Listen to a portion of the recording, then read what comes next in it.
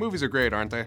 They're so universally loved that they're probably the MVP of pretenses for going home with someone. Or at least part of the triumvirate with a drink and coffee. Possibly the most important thing for an audience is suspension of disbelief. That's why sometimes it can be easier to connect with a superhero or someone in a faraway galaxy than an office worker or a florist. If the filmmaker gets obvious details wrong about a job that you've had, it can take you completely out of it. Hi, I'm Christian, and I served in the Army Infantry for almost 6 years, which included 2 years forward deployed to combat zones in Iraq. And today I want to talk to you about war movies. Now, I don't want to talk about Rambo 2, Commando, or any of Chuck Norris's oeuvre. Those might as well be superhero movies. And pointing out inaccuracies in those would be like trying to explain that Santa isn't real to a child by talking about the flawed aerodynamics of his sleigh. And as fun as crushing childhood dreams is, that's just not what this video is about. This video is about the Hurt Locker. Look, I know this is well past the statute of limitations for hot takes, but I didn't work for Cracked 8 years ago, so this hot take is being served cold, like revenge and gazpacho. So here's my gazpacho take on the Hurt Locker. The Hurt Locker was nominated for 9 Academy Awards and won 6 of them. It was also certified fresh by Rotten Tomatoes with a staggering 98% positive reviews. That's a better score than Bridge on the River Kwai, The Great Escape, Lawrence of Arabia, Patton, MASH, The Deer Hunter, Apocalypse Now, Full Metal Jacket, Platoon, Born on the 4th of July, The English Patient, Saving Private Ryan, The Thin Red Line, Black Hawk Down, Letters from Iwo Jima, Inglourious Bastards, War Horse, Zero Dark 30, American Sniper, and The Imitation Game. Just to save you the time, yes, that's just about all of them. Every other critically acclaimed Oscar-worthy movie except one, Das Boot.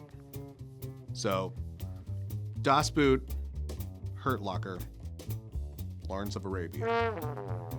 The Hurt Locker likes to pretend to be realistic, and of course, because it's a well-made movie, critics enthusiastically agree. Michael Phillips of the Chicago Tribune says, "The result feels like a documentary that happens to be fictional." No, it doesn't. Wesley Morris of the Boston Globe adds, "Death is always a millimeter away. They keep romance on the one hand and reality on the other." No, they don't. And we have David Denby, who thinks, "The Hurt Locker is a small classic of tension, bravery, and fear, which will be studied 20 years from now when people want to understand something of what happened to American soldiers in Iraq." No, it won't. The people doing that will be the same dummies who watch Battlestar Galactica to understand Paleolithic history. It's a work of fiction. That's it. Pretending that it's anything else is not only dumb, it's completely irresponsible because it encourages idiots. In an interview with Task and Purpose, Afghanistan war veteran and former Army Explosive Ordnance Disposal technician Colin Knight had this to say. "We've had guys join the career field who come to EOD school and say, 'I saw the Hurt Locker. Those guys are badass. I want to be that.' They think we're some badasses who go and do all these crazy things and just have no regard for our own life. And it's like, no. Most of us have a lot of regard for our own life. We don't like getting blown up either." Yeah, that sounds completely reasonable. So what does a very real EOD tech think of a very fake Mr. Locker himself, Staff Sergeant James? Well, apparently he's a tool bag idiot. Yeah, pretty much. So let's get into this movie's particular brand of idiocy, toolbaggery, and other general lies. One of the first IEDs that Toolbag encounters is a daisy chain of 6 155mm shells, and he just pulls on the connecting wires, uncovering them in the process.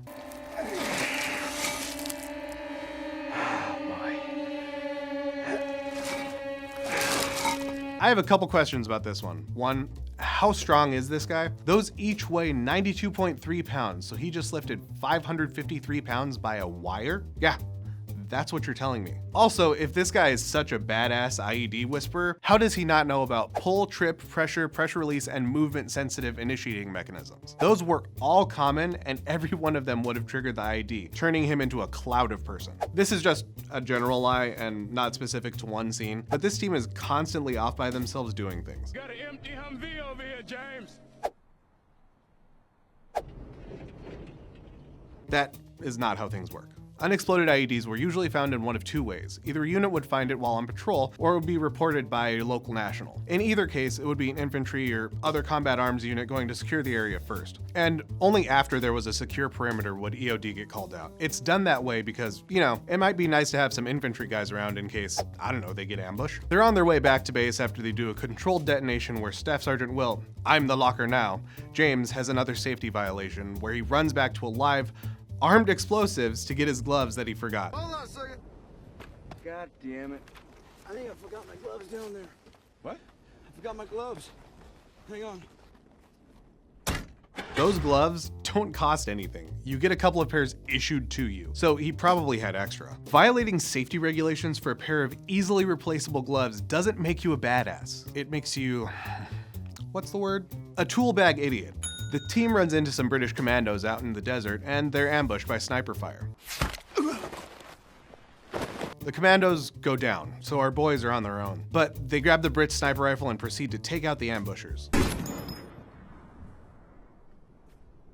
The scene actually gets a major aspect of sniping right by having Mr. Locker act as a spotter, while Falcon mans the sniper rifle. But there's a major flaw here. EOD techs aren't snipers. A sniper isn't just anyone carrying a rifle with a scope. Sniping actually requires you to use algebra and even take into account the rotation of the earth on long enough shots. It's such a specialized skill that you actually have to attend an extra school to become sniper qualified. And EOD is not one of the occupational specialties that's even allowed to go to the school. To be an EOD tech that was also sniper qualified, you'd have to enlist, then go through basic training and advanced individual training as one of the prerequisite specialties. Be chosen by your company to attend sniper school, pass sniper school, and then reclassify to EOD, a job that requires 37 additional weeks of training. And there's 2 of them in the same team. After this close call, the gang returns to base and unwinds with some tussling. This scene reveals that Staff Sergeant James, Mr. Locker if you're nasty, has been keeping a bunch of souvenirs from IEDs he's disarmed in a box under his bed. This box is full of stuff that almost killed me. He says he kept them because they each represent something that could have killed him. Wow. Powerful symbolism. Except that each one of those is evidence. His box of symbols is really important to the process of not just getting that particular IED off the street, but to capturing a bomb maker or cutting off whatever supply chain the IEDs are at the end of. And I don't presume to know the standards of the unit that they're in, but during the occupation of Iraq that I was a part of, if you wanted to take home any kind of souvenir from a mission, there was paperwork that went along with it, because when we went home, we went through customs. So in addition to the hundreds of IEDs he's disarming, he also has the time to fill out hundreds of forms to go with them. After their tussling and bonding, they go out, yet again without a security element, and an officer, Colonel Cambridge, accompanies them. They find an Iraqi kid that the Locker liked dead and full of explosives, but a different IED blows up the extra crispy colonel, and that's the end of that mission. This upsets Locker's soccer robot, and he takes it upon himself to find the bomb maker. What follows is possibly the most blatant disregarding of the Uniform Code of Military Justice that I've seen in a movie that isn't about Vietnam. There's a lot in this scene, so I'll just do a quick list of what he could have received in Article 15 or commanding officer's non-judicial punishment for. Article 79, that's kind of a catch-all. Article 92, failure to obey order or regulation. Article 97, unlawful detention. Article 98, non-compliance with procedural rules. Article 99, misbehavior before the enemy. Article 128, assault. Article 134, general article, and a couple of sub-articles. He does all of this, and when he returns to base, his excuse is that he was at a whorehouse. What are you doing? Is that a whorehouse? All right. If I let you in, you tell me where it is exactly? The whole movie opens with this quote: "The rush of battle is often a potent and lethal addiction, for war is a drug." The guy who wrote this is Chris Hedges, a person whose occupations include journalist, writer, activist, and clergyman. Notice what isn't in there? Soldier, Marine, Airman, Sailor, or anything like that. I don't presume to speak for every other service member, but in my personal experience, it's not the rush of battle or any other crap like that that makes people deploy over and over again. War has a lot of different things to a lot of different people, but honestly, the biggest attraction is purpose.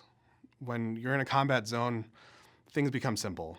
You survive, and you do everything you can to make sure all of your friends do too. When you're there and all the nonsense falls away and you gain a huge amount of perspective for what really matters, in the civilian world, you have to listen to people bitch and complain about every little thing. And when you've just been through the most terrible thing that people can do to each other, that can feel unbearable. So people go back over and over again.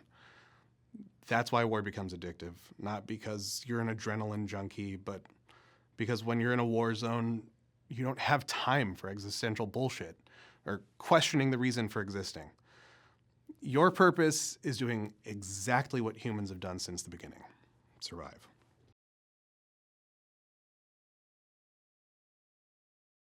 Hey everyone, thanks for watching the video. Please like and subscribe for more cracked content. You know what, in the comments, why don't you tell me what your favorite war movie is, what the one is that you think is really realistic, because I'm going to ruin that one.